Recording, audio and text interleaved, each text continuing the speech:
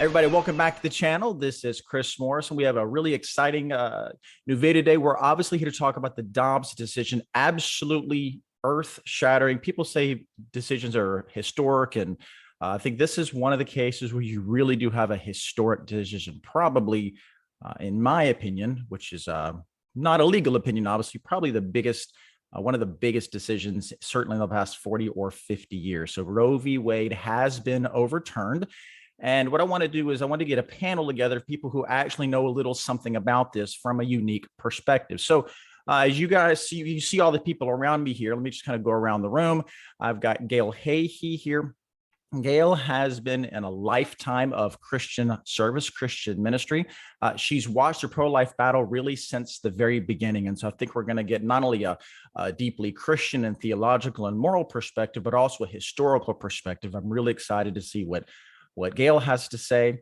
Brian Donegan, he has been working for about 15 years in Republican and conservative politics. Let's just suffice it to say he knows some people who know some people. Brian also is a really interesting voice I want you to hear because he is a member of a community that has really suffered a lot of discrimination at the hands of the abortion industry. And I'll let him say a little more about that as we go on. And then finally, Gretchen here is a young conservative Christian mother and law student. So not a lot of people who are in that particular demographic. She is really passionate about the pro-life agenda, passionate about the religious freedom agenda. That's why she's in law school. She is currently interning with a religious freedom pro-life advocacy organization. And then full disclosure, she's also my wife and clearly my better half. And y'all all know me.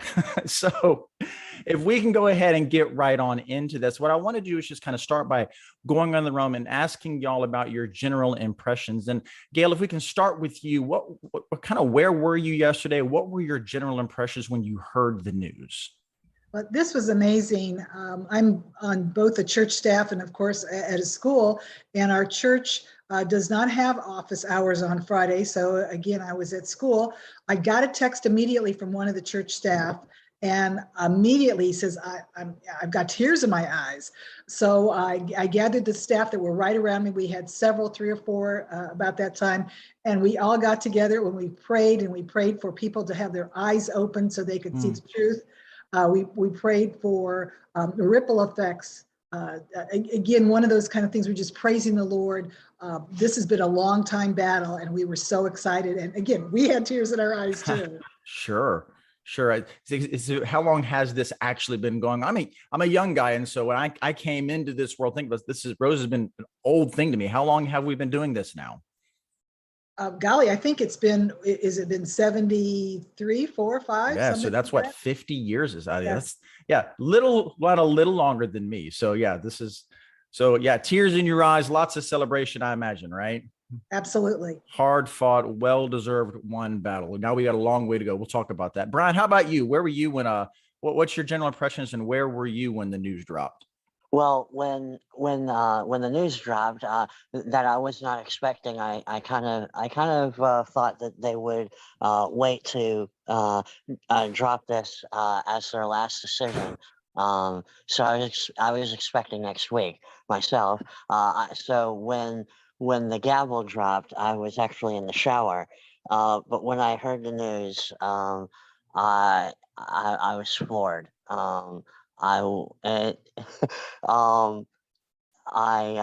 I got weak in the knees. There were tears, and prayers for all of everything that's involved, and everybody affected. As you said rightfully, Chris, this is the this is probably one of the biggest decisions the court has made in quite a while. Probably in our lifetimes. Maybe since Brown versus Board of Education. Yeah, for sure. So again, lots of celebration, tears. Gretchen, what were your general impressions? Again, you guys, and y'all, I imagine y'all were talking about this summit, your office. So what was your take on it?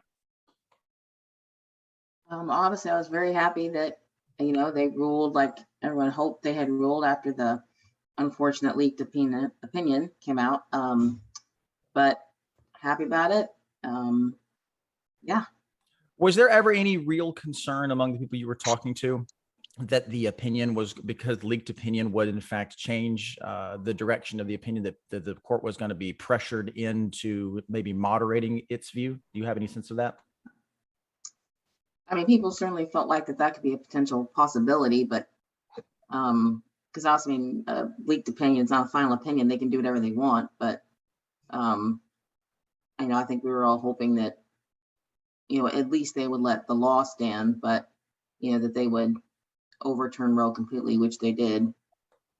Right. My personal thoughts. I was concerned that one of our justices, Roberts, might get one or two of them to try to moderate. I'm glad to see that they didn't. We'll look at some of them in detail in a minute. Ms. Kell, I want to turn to you and ask, so just from a historical perspective, again, you've kind of been doing this for quite a while. You've been watching it. What do you think the decision? So this decision, in some ways, it's a goal. It's something we've been trying to get to for a long time, but it's also kind of a beginning point moving forward. So as you consider kind of where we are, how do you see this big picture in terms of both as a journey and also kind of going forward? How do you see this? Well, let me just explain where I was in my culture at the time when they instituted this horrific decision. You know, we were in just right out of the thick of the women's movement, and all of this was bombarding. I just graduated from college. It was one of those kinds of things that, you know, I kind of turned my head and went, well, is this kind of another way of birth control? We really didn't have a lot of truth. It was more on the lines of, well, let's do quality instead of quantity. And it's, you know, your own decision. It was all about me. And pretty much that was the 60s. It was all about me. And not necessarily me, but that was the culture. But then, you know, as science progressed and we see, I remember having a conversation with my mom about it, because I was doing some counseling with some young people, and we were talking about the issues. And my mother just said, well, that's just a product of conception. It's a possibility. There's no baby there. What's the big deal? And my mother was a believer also. And I just thought, well, you know, who knows when the baby starts? And that science progressed so beautifully. And I just go back to the understanding that the truth will set you free. This wonderfulness about getting the real facts about this viable child that's absolutely alive at conception, I think is just ingrained in a lot of us that are older, but the younger still have to come to that place that it's not about them. Every person is valuable, and that value starts at conception. And I'm thinking that as we're flowing along with this, I think that the doors are going to be open wide where people will see, yes, there is some truth in this because of the passion of the people that know this. And it was a process for me. I think that's probably really well said, the idea that what about me, because the initial responses I've seen have people who are negative has been, well, but this is going to hurt me. This is going to hurt me. What about this actual real child? It seems to me have always been the driving issue is this is a human person. And what does it mean as a society, as a culture, if we're going to look at an entire segment of people and say, no, we're not worried about you. We can dismiss you. Exactly. And again, as I was growing in my Christian walk, also just realizing that I had to give my all in order for us to really make a difference in, you know, perpetuating that truth, including, you know, being on marches for pro-life and counseling women and supporting pregnancy resource centers. And again, I know you're probably going to ask this, but, you know, making sure that we are supporting women through the process. Mm-hmm. And now that it's just, it was so horrific in the 60s and 70s. If you were pregnant out of wedlock, you know, you were put into a home or you were forced into something. And when the abortions became legal, then that was just number one. That's what you did. So you didn't have to go through all that pain and expense. I want to It- make sure that we circle back to the end about where we do going forward in terms of helping women who otherwise would have had. I want to make sure we touch on that. Before we do, Gretchen, I want you to pick up on something. Anybody else too, but I know you've been doing some work on some of the issue Gail raised about, is this really a child? I guess maybe in the 60s, 70s, we weren't sure if it was a child, but you've done some work that sometimes has been difficult. Is a baby that's 3 months old, is that really a baby? How do we know that? I'm not a scientist. I cannot answer that for you in terms of the, why is a 2-month-old, Well, whatever the date is, what I'm thinking, and you may know this better than me, I'm thinking about, and if anybody else wants to, but I'm thinking about the procedure, the way in which it happens, and the before and afters, and frankly, some of the photographs that we're not going to show here. not sure what you're asking me to talk about. Sorry. That's fair enough. What I have in mind here, Gretchen, is I'm thinking about you and I have talked about some of the images that you've seen in terms of the science has progressed such that these are the way they're doing they're literally pulling children limb from limb, especially like late term abortion, partial abortions. They're actually partially delivering these children and just very graphically, just it's almost nothing less than murder. Yes.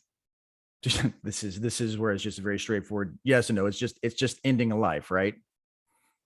Yeah. Okay.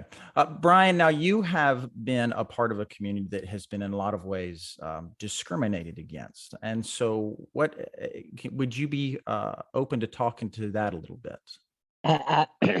Absolutely, Chris. For a little background, I am I'm legally blind, and I have other disabilities. I was born bilateral cleft lip and palate. I had no nose actual on my face when I was born. I was tested for every disease known to mankind when I was born. And despite those tests coming out negative, I was only given a prognosis of 3 weeks to live at birth. The very fact that I am here 39 and 9 months late, 39 years and 9 months later is an absolute miracle. I absolutely have a unique perspective on this because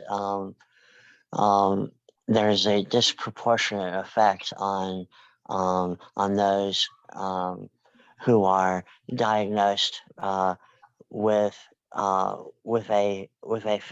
disability, especially in the community of those who are diagnosed to have Down syndrome and autism, especially. And there's not a lot of data, but it's also I have to compare it with a fact that many people do not know is that when it came to those of us with people with disabilities, we were the first to go when it came time to test the gas chambers in Hitler's Germany. Almost the entire population of deaf people in France were gone. But another part of my unique view on this is, for a long time in my life, I had a more libertarian view on this matter. But my opinion on Roe versus Wade has not changed. I felt that it was an overstep of boundaries constitutionally in line with the 10th Amendment. I always thought that it was it was incorrect for them to rule the way they did in 1973 or 1972. Heard very well. Thank you. Yeah, I know that when our oldest daughter Ellie was we were pregnant with her, I remember they were asking Gretchen if she wanted some procedures to test for certain disabilities, and we were like, why? Well, the implication was, do you want the kid? I just there was a meme making the way on Facebook. I thought about showing it on the screen. I decided not to because I didn't get permission from the person who shared it beforehand. But basically, the essence of it was, my religion is better than yours because my religion says it's not okay to kill innocent kids and yours says it is. No apologies. I thought that was just, memes sometimes capture a truth there, right? And to say to somebody, we don't want you, whether you're inconvenient or because you're the wrong color or because you have the wrong disabilities, I think there's something beautiful about and essential to what it means to be human about protecting all human life, right? I think that's just really important. Gretchen, going forward, so I just want to clear up a misconception. Abortion is officially illegal in all 50 states, right? No one can have one anymore, right? What does the decision do going forward?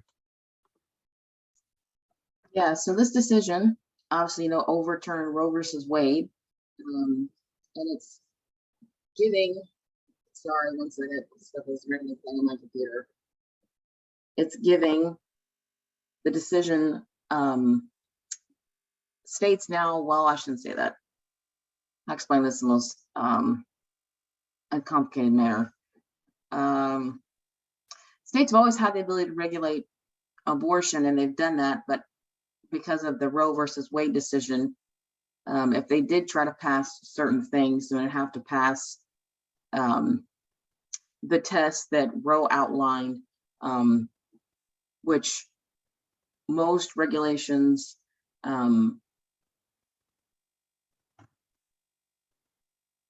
would, like, the legislature can pass them, but then they would, the state would get sued by Planned Parenthood or another called abortion advocacy organization or a particular abortion clinic. And then they would take it up into court saying that whatever regulation the state tried to pass violated Roe versus Wade or violated the Casey decision. And so then they would get an injunction on it. And there's actually dozens upon dozens of laws that have injunctions on them through some federal court based upon the reasoning in Roe. And so this is going to officially bring it back to where now the states have complete free reign to pass whatever laws they want to regulate abortion.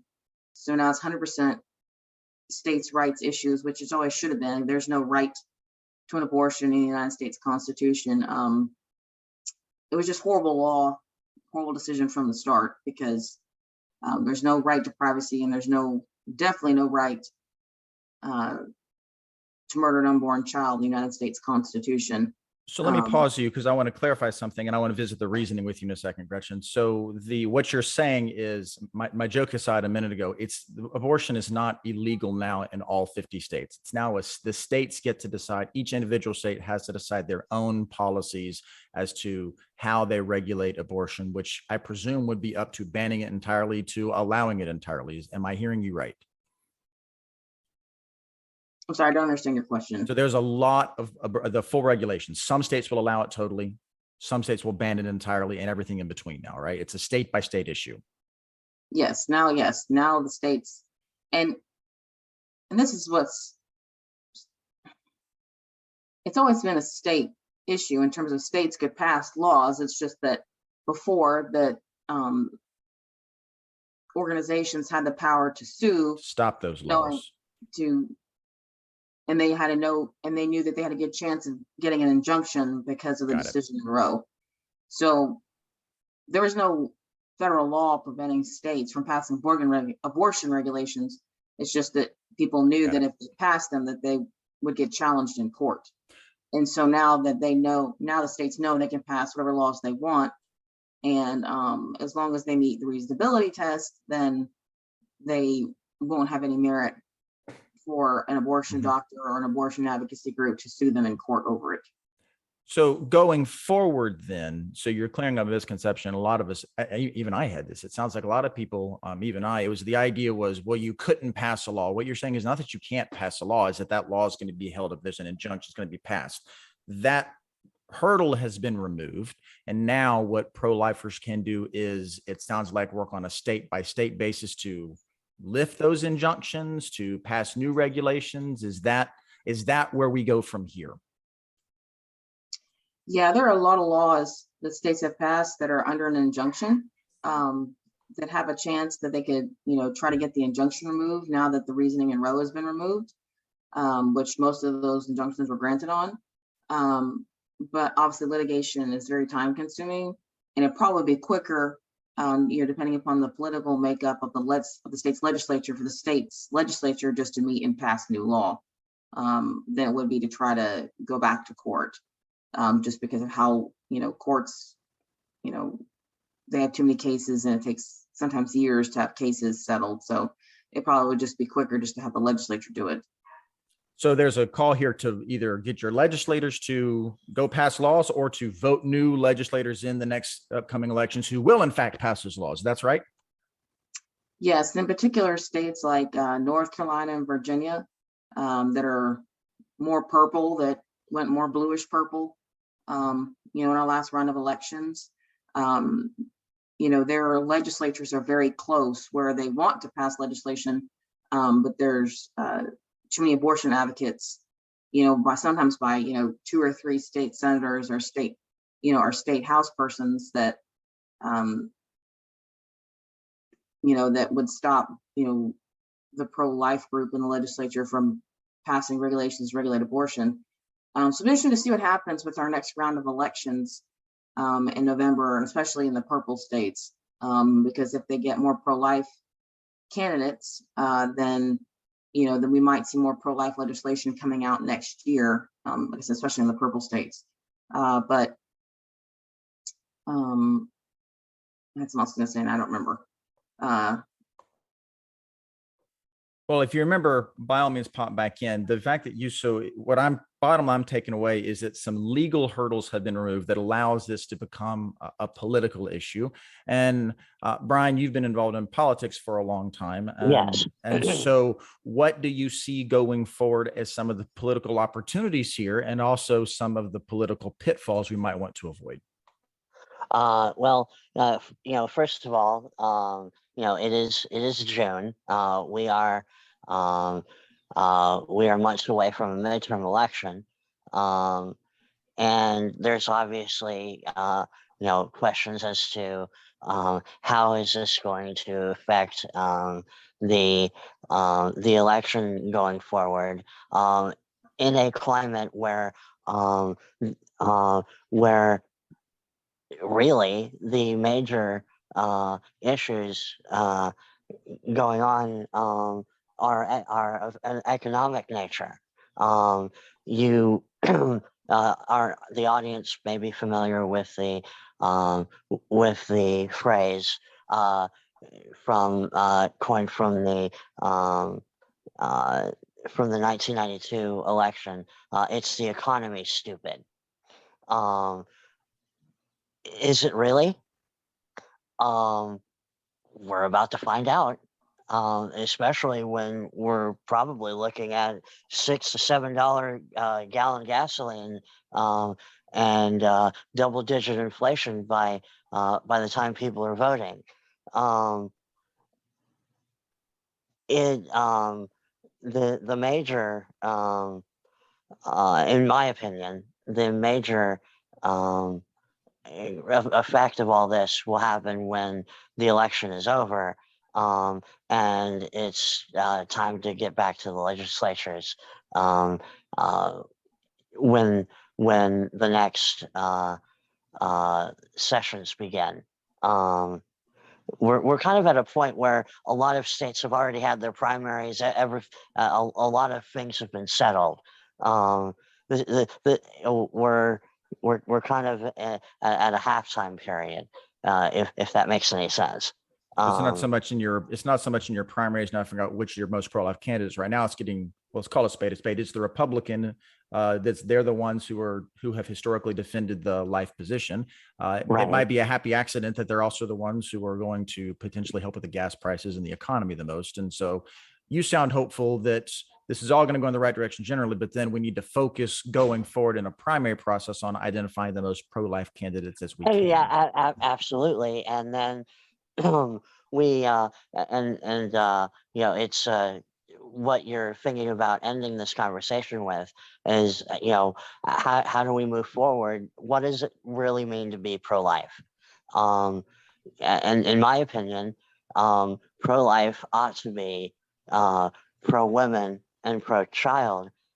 And it's not enough to just focus on before the baby is born. We need to protect women. Women are victimized by abuse and assault and rape, and frankly, men who help birth a child and refuse to fulfill their responsibilities as a father. And those penalties ought to be maximized, in my opinion. And we ought to promote adoption as an option. And we ought to do what we can to support the mothers in these families after the children are born, so that there's a better chance of success for these children and these families going forward. And that's all I got to say about that.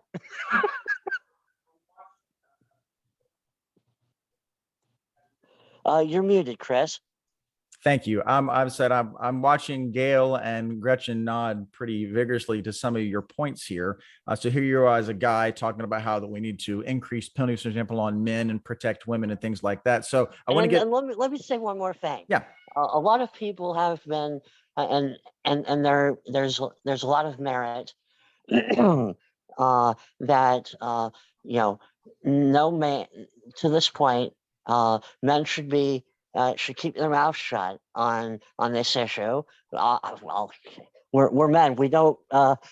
We Not our bodies, right? Yeah, exactly. Now is the time for us to step forward in this conversation and stand up for protecting women and their safety and their well-being in this process. So having said that, let's turn to that. And I want my female panelists, and I love the fact that we have a generational difference here. I want to interject something really quick. Please, I forgot to mention earlier. So the other legal political issue that can come up with this is you do have some states where they have a red legislature and a red governor, but the next problem is going to be the state Supreme Courts. If they find a right to an abortion in the state constitution, then the only other thing that the state could do is the state would have to amend the state's constitution through the legislature. So this is interesting. So even though this is on a federal level, individual state Supreme Courts might end up having their own minor Roe, is what you're saying. Then it doesn't matter about the state legislatures anymore. Right.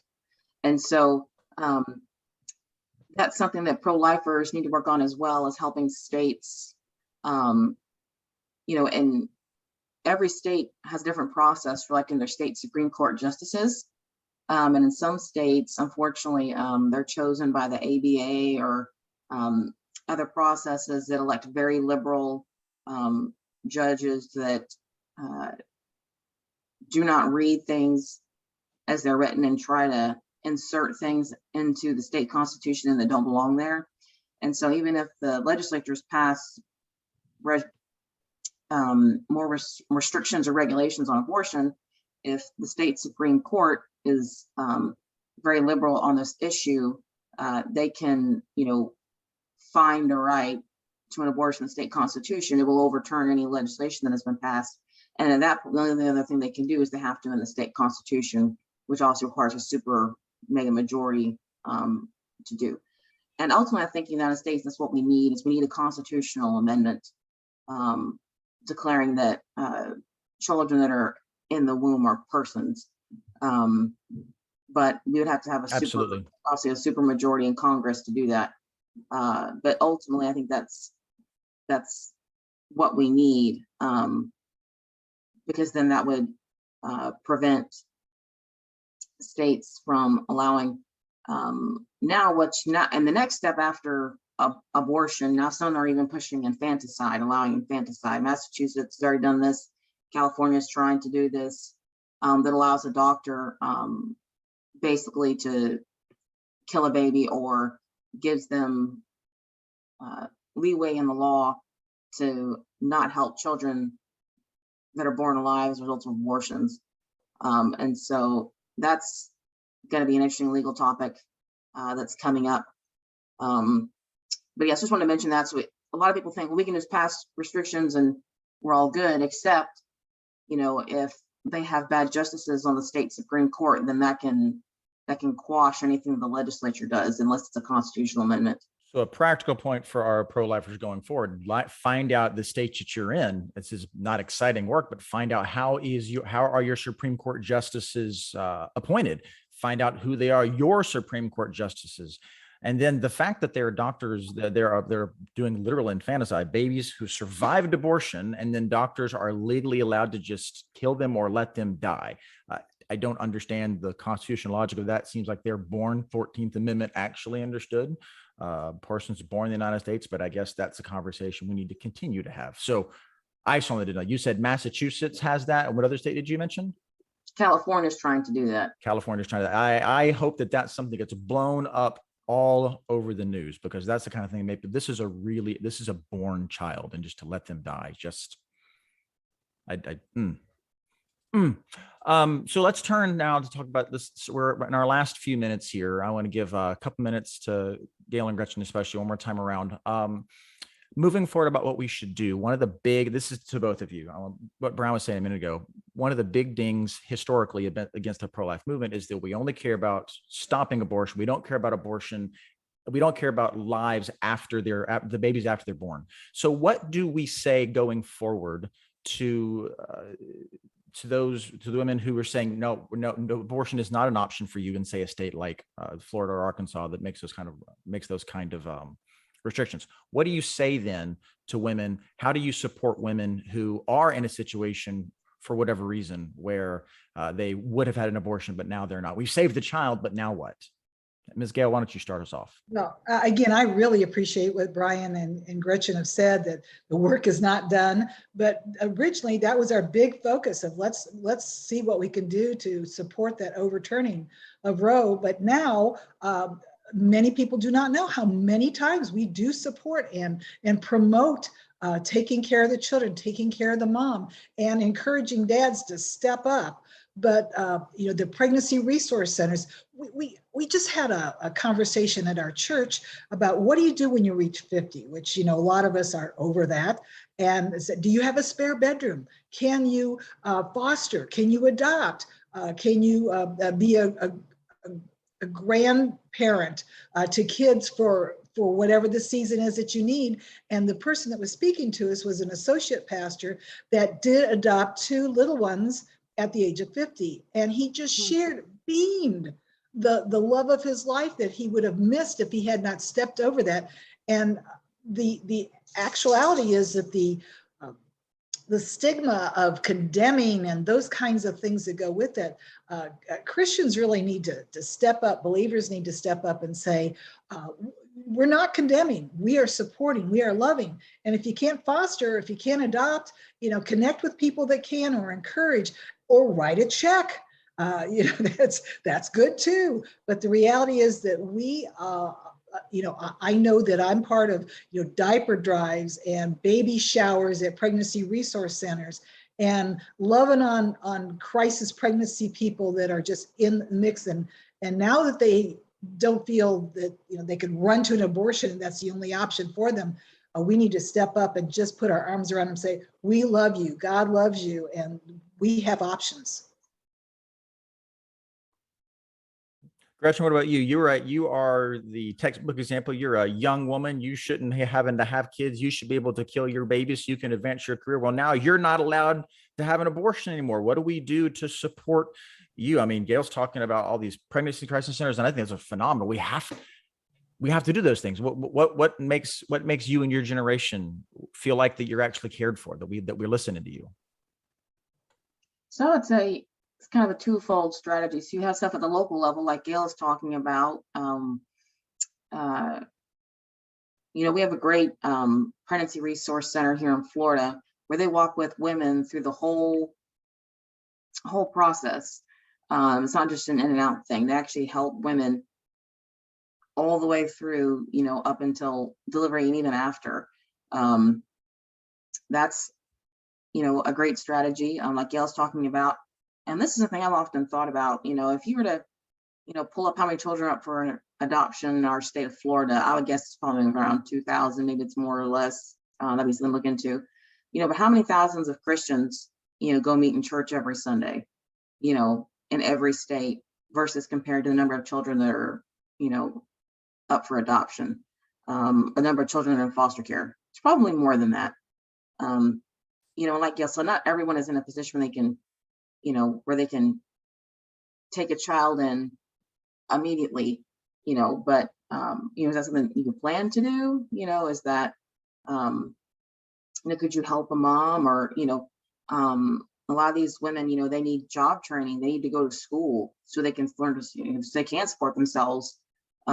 Because I think you have a problem with the moms who don't support themselves. And as you mentioned before, we have a crisis in this country with men, and men learning to be men and to step up and to be spouses and to be fathers. I talked about a lot recently on Father's Day. And then on a national level, also already have programs like WIC and things like that. But, we have deep societal issues that I think one of the other good things about this is it's going to open up the door to a lot of conversations about these things. Problems like the problem with men in this country that are now deeply ingrained in our culture, that need to be addressed, that abortion is covering up this lie that women have been told for dozens of years, that children are going to ruin your life and you can't live after you have a child, and that's going to limit your opportunities and and all these different things. And for the first time, we will have a real conversation about the actual issues that cause women to feel like they need to have an abortion. Well, we are in our last 30-ish seconds, so let me just affirm all this. The church, I think, has some work to do. If you're a believer, if you're a church, you have some work to do. We get to have a conversation now that we've not been able to have. We get to work on state level legislation. We get to really start working together. If you're a pastor, let's start working together to address men, culture, women. We've got a lot of work to do and starting above all with prayer. So I want to thank again, my last few seconds, all of our panelists. Y'all have been amazing. I know we can't solve everything in 40 minutes, but y'all, thank you so much for helping get this conversation started. With that, I'm going to let you all go. God bless you. Thank you all again.